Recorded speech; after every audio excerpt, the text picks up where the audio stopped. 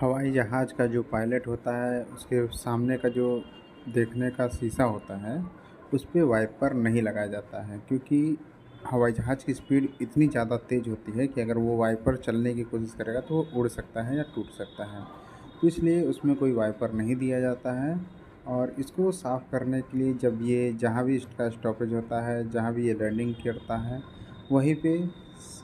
जो भी इसका देख-रेख के लिए जो भी वहाँ पे रहते हैं लोग,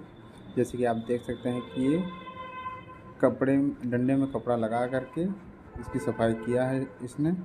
ठीक है? और भी अगर हवाई जहाज़ की जानकारी चाहते हैं तो आप चैनल पे देख सकते हैं।